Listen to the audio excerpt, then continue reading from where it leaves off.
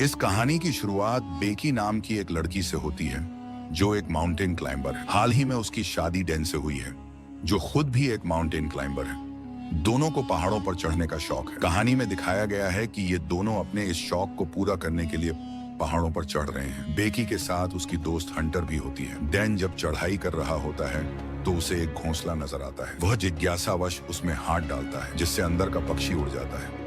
अचानक यह घटना डैन का संतुलन बिगाड़ देती है और वह गिर जाता है। हालांकि रस्सी से बंधे होने के कारण वह हवा में लटक जाता है। अब डैन न तो ऊपर चढ़ सकता है और न ही नीचे उतर सकता है। बेकी और हंटर उसे बचाने की कोशिश करते हैं लेकिन असफल रहते हैं। इसी बीच रस्सी का क्लिप खुल जाता है और डैन गिरकर अपनी जान गंवा देता है। इस हादसे के 51 हफ्ते बाद कहानी हमें बेकी की मौजूदा स्थिति दिखाती है। वह शराब के नशे में डूबी रहती है और गहरे दुख में हुई है। अपने पति डैन से बहुत प्यार करने के कारण वह उसकी मौत को भूल नहीं पा रही है। बेकी ने अब तक डैन की अस्थियों को विसर्जित भी नहीं किया है और वह उसे अपने पास ही रखती है। उसकी जिंदगी में बस दुख और अकेलापन बचा है। एक दिन हंटर, बेकी की वही दोस्त, उससे मिलने आती है।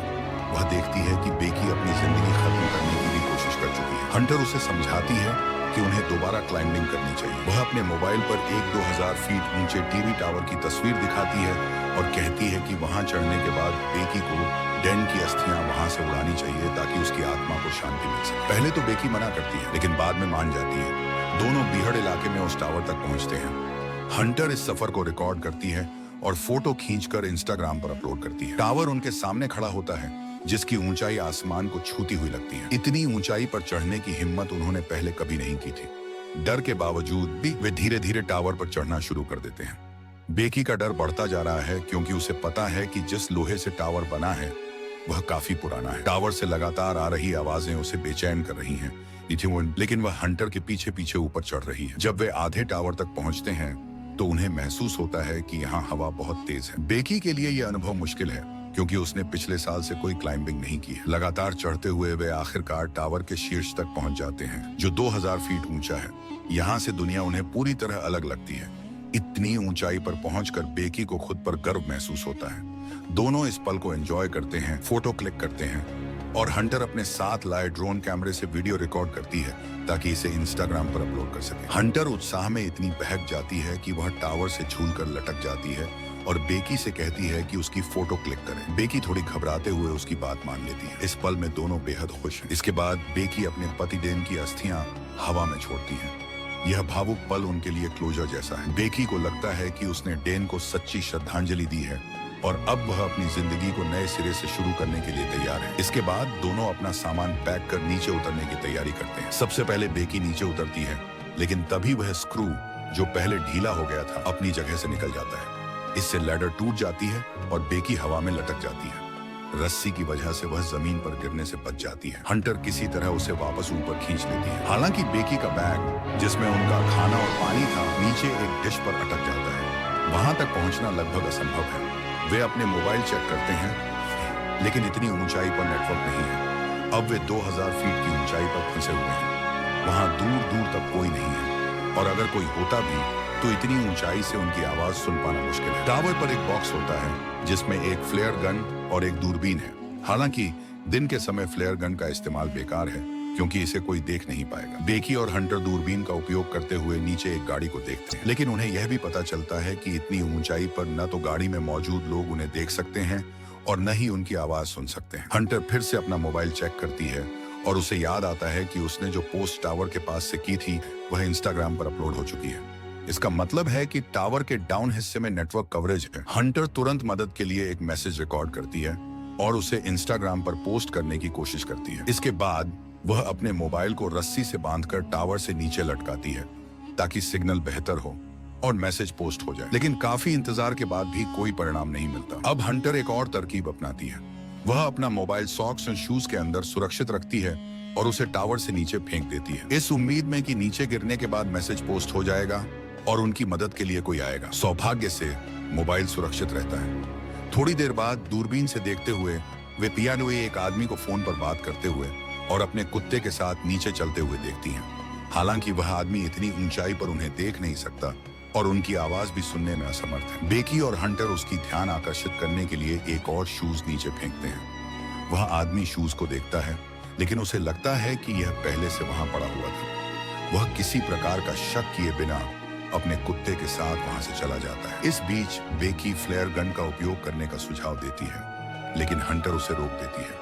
हंटर कहती है कि फ्लेयर गन का इस्तेमाल दिन में बेकार होगा क्योंकि इसे कोई नहीं देख पाएगा। वे रात होने का इंतजार करते हैं ताकि अंधेरे में फ्लेयर गन की रोशनी दूर से दिखाई दे सके। रात होते ही वे फ्लेयर गन का इस्तेमाल करते हैं और साथ ही मोबाइल की टॉर्च को वार्न करके उसे हाथ से हिलाते हैं ताकि कोई उनकी उपस्थिति देख सके। टॉर्च की रोशनी और फ्लेयर गन का असर होता है और सामने कैंपिंग कर रही एक गाड़ी उन्हें नोटिस करती है। हालांकि उम्मीद के विपरीत गाड़ी में मौजूद लोग उनकी मदद करने के बजाय उनकी गाड़ी चुराकर वहां से भाग जाते हैं। यह देख बेकी और हंटर पूरी तरह से निराश हो जाते हैं। जैसे जैसे रात गहराती है, थकावट और ठंड के कारण बेकी और हंटर को नींद आने लगती है। सीमित जगह पर सोते हुए हंटर अचानक संतुलन खो देती है और गिरने लगती है, लेकिन बेकी उसे पकड़ लेती है।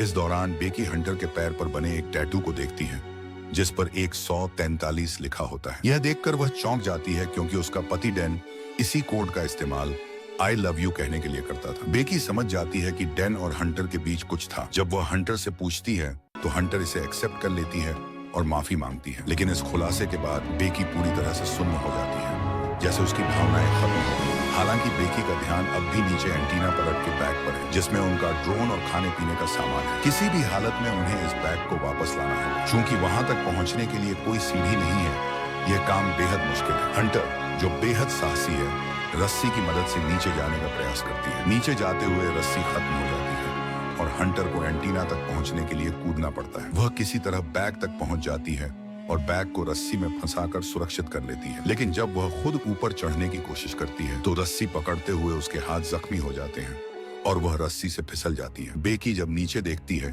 तो हंटर अब भी रस्सी से लटकी होती है। बेकी पूरी ताकत लगाकर उसे वापस ऊपर खींचती है जिससे उसकी जान बच जाती है। अब उनके पास उनका ड्रोन वापस आ चुका है।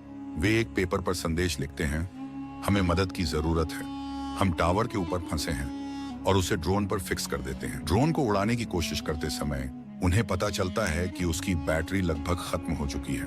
ड्रोन सामने दिख रहे घर तक नहीं पहुंच सकता, इसलिए उन्हें पास सोचते इसे वापस बुलाना पड़ता है। यह देखकर दोनों निराश हो जाते हैं। रात होते ही बेकी ऊपर देखती है और टावर के सबसे ऊंचे हिस्से पर जलती हुई लाइट नोटिस करती है। उसे एहसास होता है कि वहां करंट है और वह ड्रोन की बैटरी चार्ज कर सकती है। वह बड़ी मुश्किलों से ऊपर चढ़कर ड्रोन को चार्ज करना शुरू करती है। ड्रोन के चार्ज होने तक उसे वहीं लटक कर इंतजार करना पड़ता है। ड्रोन पूरी तरह से चार्ज होने के बाद बेकी नीचे लौट आती है। वे फिर से ड्रोन पर मदद का संदेश फिक्स करते हैं और उसे उड़ाकर सामने दिख रहे घर की ओर भेजते हैं, लेकिन ड्रोन रास्ते में एक गाड़ी से टकरा जाता है जिससे उनकी आखिरी उम्मीद भी टूट जाती है। अब बेकी और हंटर पूरी तरह से निराश हैं। बेकी की हालत धीरे धीरे बिगड़ती जा रही थी।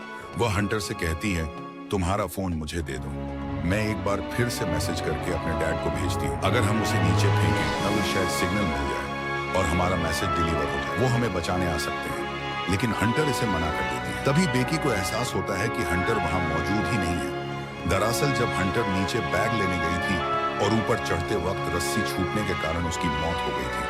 हंटर की बॉडी अब भी नीचे डिश पर अटकी हुई थी। बेकी को समझ आता है कि वह अब तक सिर्फ हंटर को अपने दिमाग में देख रही थी। सच्चाई का एहसास होने के बाद बेकी की जीने की उम्मीद लगभग खत्म हो चुकी थी। मरने से पहले वह अपने पिता के लिए आखिरी मैसेज रिकॉर्ड करती है, लेकिन मैसेज यहाँ से डिलीवर नहीं हो सकता था क्योंकि टावर पर कवरेज नहीं था। बेकी वहीं सो जाती है, लेकिन सुबह जब वह उठती है तो एक गिद्ध उसके घाव को खा रहा होता है। वह गिद्ध को मार देती है और उसके मांस को खाकर अपनी एनर्जी वापस पाती है। अब उसके पास थोड़ी ताकत आ चुकी थी। बेकी तय करती है कि वह किसी भी हालत में नीचे डिश तक जाएगी। बड़ी मुश्किलों से रस्सी के सहारे नीचे उतरकर हंटर की बॉडी तक पहुंचती है। वह हंटर के जूते में अपना मोबाइल रखती है, उसे सुरक्षित फिक्स करती है और हंटर की बॉडी के साथ नीचे फेंक देती है। इस बार वह सुनिश्चित करती है कि मोबाइल सुरक्षित रहे। पिछली बार जब मोबाइल को जूते के साथ नीचे फेंका गया था, वह टूट गया था और मैसेज डिलीवर नहीं हो पाया था। बेकी को यह भी समझ आता है कि टावर की ऊंचाई और आसपास के सिग्नल्स अन्य नेटवर्क को ब्लॉक कर रहे थे। रात फिर से गहराती है। अंततः बेकी का मैसेज डिलीवर हो जाता है और उसका पिता उसकी लोकेशन पर पहुंचते हैं। वहां पहुंचकर वे देखते हैं कि टावर के पास भीड़ है और पुलिस बेकी की डेड बॉडी ले जा रही है। यह देखकर वह टूट जाते हैं, लेकिन तभी